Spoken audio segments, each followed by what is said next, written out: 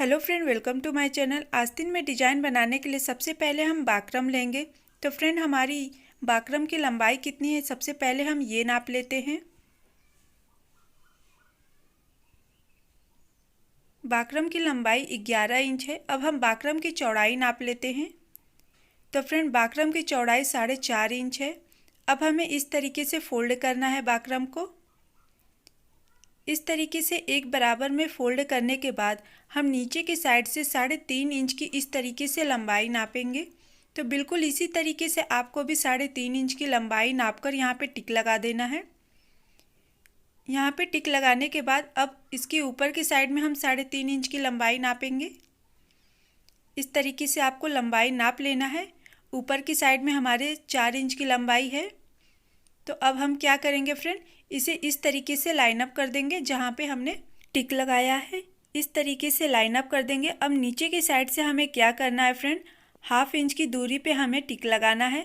तो सबसे पहले हम 1/2 इंच की लंबाई नाप लेते हैं। 1 इंच का आधा, उसे 1/2 इंच कहते हैं। अब ऊपर के साइड से केवल 2 पॉइंट हमें इस तरीके से लगाना है टिक। तो केवल 2 पॉइंट पे हम इस तरीके से टिक लगा देंगे। फिर इसके ऊपर की साइड से हम इस तरीके से 2 पॉइंट पे, इसी तरीके से फ्रेंड आपको टिक लगाना है। ऊपर की साइड में भी 2-2 पॉइंट पे हमें टिक लगाना है और ऊपर की साइड से हमें आधे इंच पे टिक लगाना है। तो इस तरीके से हमने लाइन अप कर लिया है। तो फ्रेंड, हमने जो बीच में गैप हमारा है टिक लगाने के बाद 2.5 इंच का गैप है। बिल्कुल आपका भी इतना ही गैप होना चाहिए इस डिज़ाइन को बनाने के लिए। अब इस तरीके से हम पत्ते के शेप में इस डिज़ाइन को तैयार करेंगे।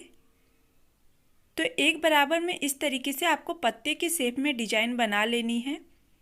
सारी डिज़ाइन आपकी एक बराबर होनी चाहिए। कोई भी डिज़ाइन ज़्यादा चौड़ा या ज़्यादा लंबा नहीं होना चाहिए। तो इस तरीके से आप इस डिज़ाइन को एक साइज में एक बराबर में बना सकते हैं। इस तरीके से टिक लगाने के बाद अब हम इसकी कटिंग कर लेंगे। तो इस तरीके से आपको इसकी कटिंग कर लेनी है। जिस शेप में हमने लाइन अप किया है बिल्कुल उसी शेप में हम इसकी कटिंग कर लेंगे। फ्रेंड, इसकी कटिंग करने के बाद इस्त्री की सहायता से आपको इस तरीके से कपड़े पे चिपका लेना है। अब इसके किनारे की साइड से हम इस तरीके से कपड़े को फोल्ड करेंगे एक बराबर में और इसके ऊपर हम सिलाई चला देंगे। आपको सीधी सिलाई चला देनी है इस तरीके से इसके ऊपर। बिल्कुल इसी तरीके से हम दूसरे साइड में भी सिलाई चला लेंगे। एक बराबर में कपड़े को फोल्ड करेंगे और इसके ऊपर एक बराबर में हम सीधी सिलाई चला लेंगे। तो फ्रेंड, इस तरीके से हमने इस लाइन को कंप्लीट कर लिया है। डिज़ाइन के ऊपर सिलाई चलाने के बाद अब आस्तीन के कपड़े पे हमें डिज़ाइन को इस तरीके से लगाना है। तो हम आस्तीन का कपड़े को इस तरीके से सीधा कर लेते हैं और डिज़ाइन को यहाँ पे हम इस तरीके से लगाएंगे। एक बराबर में डिज़ाइन को लगाएं और पत्ते की ऊपर की साइड में जो हमारा नोकीला पत्ता है उसके ऊपर की साइड से हमें सिलाई की शुरुआत करनी है। तो इस तरीके से हम ऊपर की साइड से सिलाई की शुरुआत करेंगे। यहाँ से इसे कपड़े को हम इस तरीके से घुमा लेंगे और जिस शेप में हमारा डिज़ाइन का कटिंग हुआ है उसी शेप में इस तरीके से हम सिलाई चला लेंगे। तो आपको एक बराबर में इसी तरीके से सिलाई चला लेनी है। तो फ्रेंड, अभी तक आपने हमारे चैनल को सब्सक्राइब नहीं किए तो प्लीज़ हमारे चैनल को सब्सक्राइब करके घंटे को बजाना ना भूलें, जिससे हमारी नेक्स्ट वीडियो की नोटिफिकेशन आपको मिल जाए। तो फ्रेंड, कपड़े को इस तरीके से आपको घुमाते रहना है जो कि अच्छे से आपका सिलाई एक बराबर में हो जाए। तो इस तरीके से कपड़े को घुमाते रहें और इसके ऊपर एक बराबर में सिलाई चला लें। बिल्कुल इसी तरीके से आपको ऊपर वाला जो पत्ता है उस पर सिलाई चलानी है एक बराबर में। बिल्कुल यही स्टेप आपको फॉलो करना है। तो यहाँ से हम धागे को कट करेंगे। अब जो हमारा ऊपर का डिज़ाइन है उसके ऊपर भी हम इस तरीके से सिलाई चला लेंगे। तो फ्रेंड, हमारी ये लाइन भी कंप्लीट हो चली है। अब बाकरम के कपड़े को हमें बीच में से इस तरीके से कट कर देना है। एक बराबर में इस तरीके से बीच में से कट कर दें। इस तरीके से बीच में से कट करने के बाद डिज़ाइन के अंदर के साइड का जो हमारा कपड़ा है उसे कट करके निकालना है। तो इस तरीके से डिज़ाइन के अंदर के साइड के कपड़े को कट कर लेंगे फ्रेंड। हम जिस शेप में हमारा डिज़ाइन का कटिंग हुआ है उसी शेप में हमें कपड़े को कट करना है। तो इस तरीके से हम हल्का सा सिलाई के बगल में हम इस तरीके से कटिंग करेंगे डिज़ाइन की।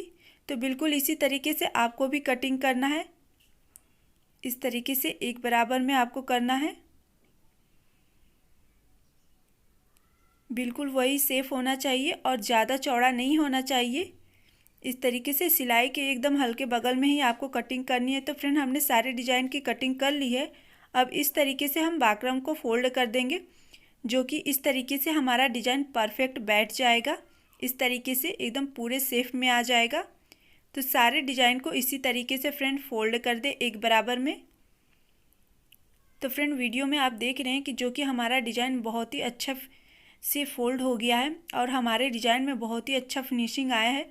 तो बिल्कुल यही स्टेप फॉलो करें इस डिज़ाइन को बनाने के लिए। इस तरीके से डिज़ाइन बनाने के बाद फ्रेंड अब हमें क्या करना है, जो पीछे की साइड में हमारा बाकरम है उसके ऊपर हमें सिलाई चला देना है, जो कि हमें डिज़ाइन बनाते समय कोई भी परेशानी नहीं होना चाहिए। तो इस तरीके से आपको पीछे की साइड में बगल में आपको सिलाई चला देनी है। इस सिलाई को डिज़ाइन बनाने के बाद आप खोल देंगे, इसमें हल्का सा तुरपन होगा। तो इस तरीके से सिलाई चला लें और जब आपका सिलाई कंप्लीट हो जाएगा तो इसे आप खोल लेंगे। दूसरे साइड में भी बिल्कुल इसी तरीके से एक बराबर में आपको सिलाई चलाना है। तो दूसरे साइड में भी बिल्कुल इसी तरीके से हम एक बराबर में सिलाई चला लेंगे। सीधी सिलाई चलानी है आपको। तो फ्रेंड इस तरीके से हमारी ये लाइन भी कंप्लीट हो चली है। इस तरीके से डिज़ाइन बनाने के बाद फ्रेंड अब हम क्या करेंगे, हमें डिज़ाइन बनाने के लिए डोरी लेना है। तो फ्रेंड अगर आपको डोरी बनाने नहीं आती है तो डिस्क्रिप्शन में इसकी लिंक दी गई है। डोरी की कटिंग करने के लिए 4.5 इंच की लंबाई नापकर हम यहाँ से कट कर लेंगे। इसी तरीके से ढेर सारे आपको सारे डोरी की कटिंग कर लेनी है। एक साइज में आपका सारा डोरी होना चाहिए। तो फ्रेंड डोरी की कटिंग करने के बाद अब हम एक कागज़ लेंगे। कागज़ पे हमें डोरी को इस तरीके से लगाकर सिलाई कर लेनी है। तो फ्रेंड इस तरीके से हमने डोरी की सिलाई कर ली है। अब हमें डिजाइन के नीचे की साइड में इसे इस तरीके से लगाना है एक बराबर में। एक बराबर में इस तरीके से लगाने के बाद आपको एक बराबर में डिजाइन की शेप में आपको सिलाई चलानी है। तो जिस शेप में आपका डिजाइन है उसी शेप में इस तरीके से सिलाई चला लेंगे। तो फ्रेंड अभी तक आपने हमारे चैनल को सब्सक्राइब नहीं किए तो प्लीज़ हमारे चैनल को सब्सक्राइब करें, लाइक करें, कमेंट करें और वीडियो को शेयर करना ना भूलें। तो फ्रेंड इस तरीके से आपको एक बराबर में डिजाइन के ऊपर सिलाई चलानी है। सिलाई करते समय कपड़े को इस तरीके से घुमाते रहें, जिससे आपके डिजाइन में बहुत ही अच्छा फिनिशिंग आएगा। तो इसी तरीके से आप इस डिजाइन को बहुत ही इजीली तैयार कर सकते हैं फ्रेंड। अब यहाँ से कपड़े को इस तरीके से घुमा लें। तो फ्रेंड इस तरीके से हमने डिजाइन के ऊपर सिलाई चला ली है। अब यहाँ से हम धागा को कट कर लेंगे। यहाँ से धागा को इस तरीके से आपको कट करके निकाल लेना है।